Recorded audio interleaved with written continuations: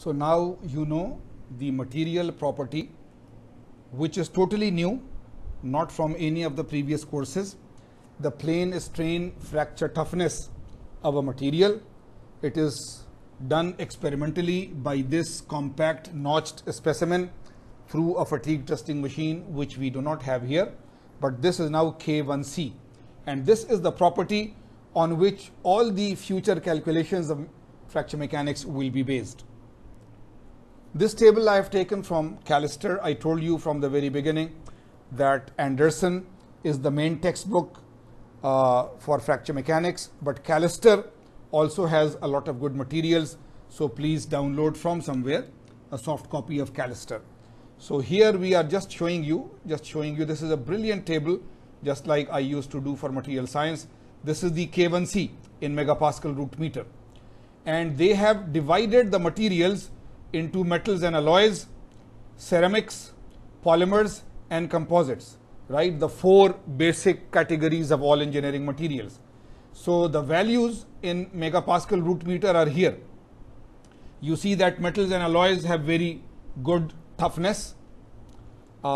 Ceramics have lower toughness and can go to pretty low. Polymers have even lower toughness. Composites, because we design them, right? We make the composites. So they can be good in this region, but very rare composites are there which will have as good toughness as metals. So for strength and other properties, we can compare between polymers and ceramics and so forth. But in toughness, metals are generally the best things. So that is why wherever there is fatigue loading, where fracture will ultimately happen, then metals are usually a very good choice. Now it is a simple example. We have not introduced any new equation. We just redefined the same equation.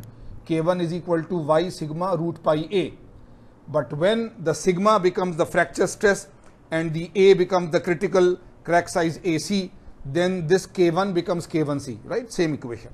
So a structural plate component of an engineering design must support 207 megapascal in tension. If aluminum alloy 2024 T851 is used for this application, what is the largest internal flaw size that this material can support? Use y is equal to 1, right? So as I always tell you, that please just read the question carefully, note down what is known, unknown.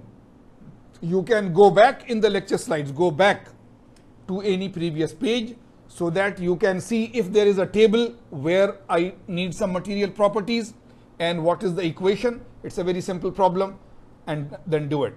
So please pause my lecture here and take your pen and paper, solve it.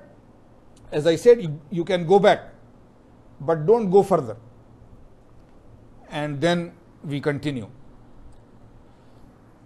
So, okay, now you have come back, you are paused and you are come back. So the data is that this is a structural plate and its stress is 207 megapascal.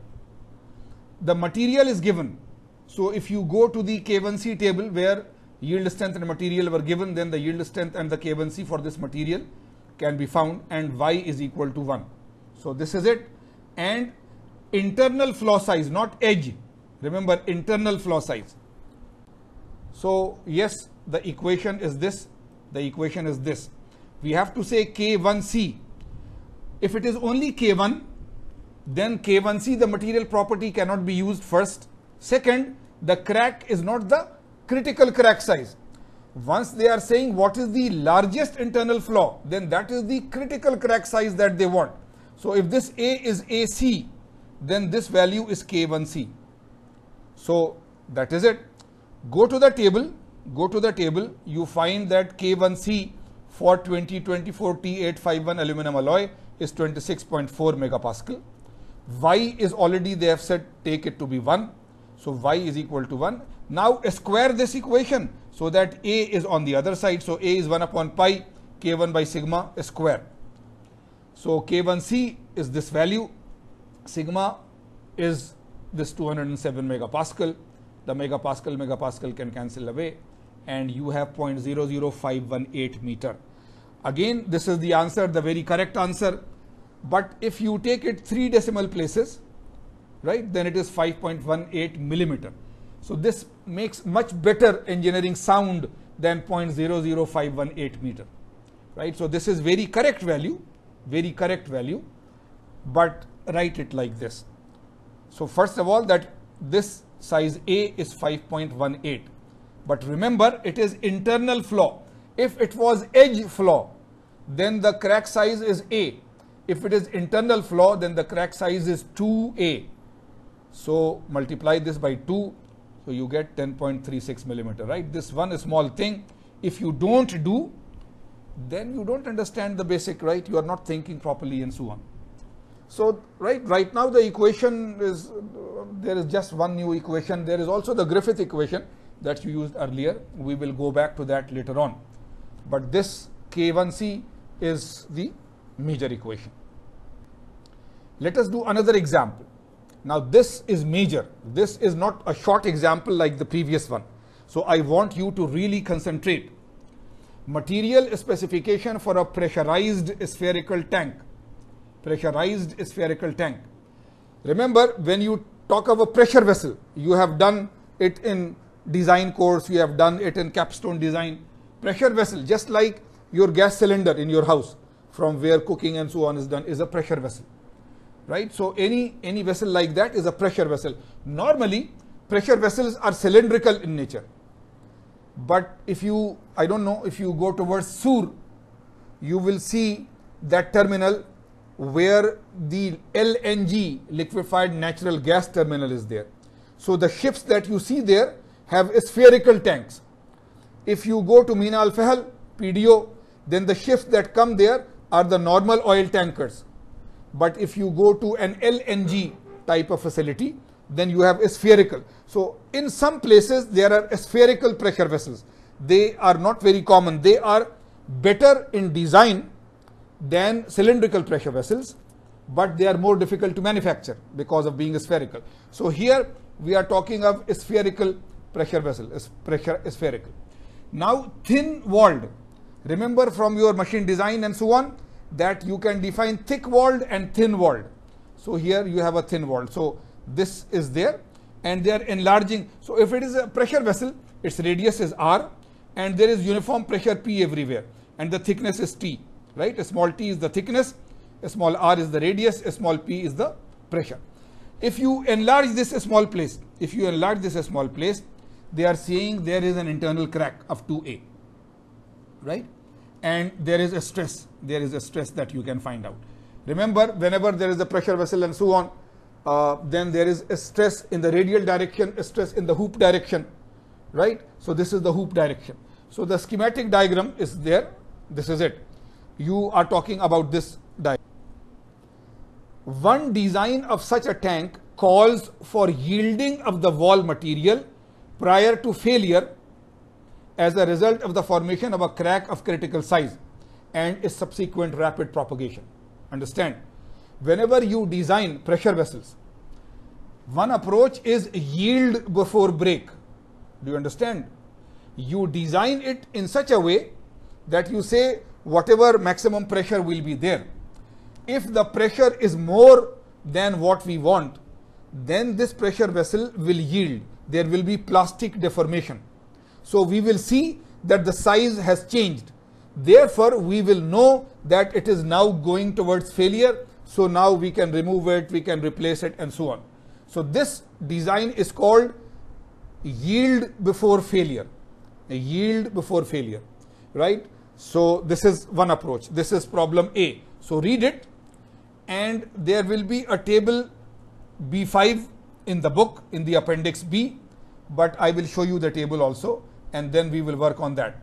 So on the basis of yield before fail criteria, rank the metal alloys, which is the best design, which is the second best, which is the third best for the material, right?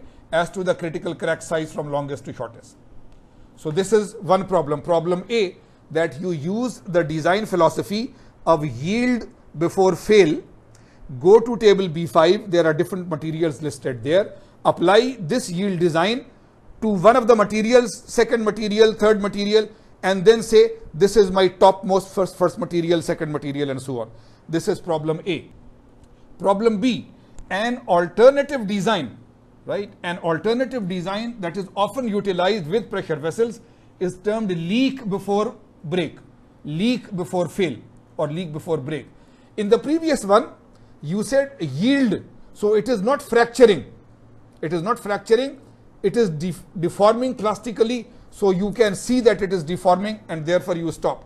This time it is like a fuse, right? Something, a small crack will appear throughout the thickness, right?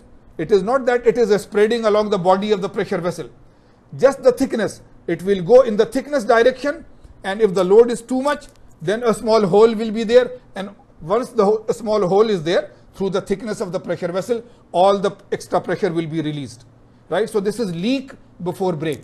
So you will not allow the whole pressure vessel to break or shatter or explode. You will design it in such a way that the crack propagates in the thickness direction, and immediately, if the load is too high, immediately makes a hole, a small hole in the pressure vessel, and then of course if the pressure is there, then all the pressure will be leaked. So this is the second, right? So again, right? So for the pressure vessel, now you do a ranking. So using now the last line, using this criterion, again rank the metals in table B5 for the maximum allowable pressure. So the previous problem, problem A, was the same problem from yield before break or yield before failure criterion. You go to the table, see the metals and list them, do the calculations. This time in B, go to the same table but use the leak before break, and this is the table. This is the table. The table continues, but even if you do it for these alloys, steel alloy 1040, 4140, 4340 and so on, their fracture toughness in both the units and their strength is given, right? So these values are given. Now you do it for 1040 steel, you do the same problem for 4140 steel, 4340 steel. You apply that problem, problem A and problem B. So I will stop here, and you also please don't look further into the slides. You can look at this table, you go back to the equation. The equation is just the Griffith equation or the K1C equation. You don't have any further new equations in this chapter yet, right? But use that with two design approaches, the yield before fail and the leak before fail, and then rank these metals according to which is your first best choice and so on. Okay, so we will continue inshallah in the future. We will stop here for today. Please do the lectures and so on a regular basis. Don't leave them for later on to revise, and keep on looking at your emails so that if there is any announcement about a quiz or something, then you are aware of it. Thanks a lot. Ma'as salama.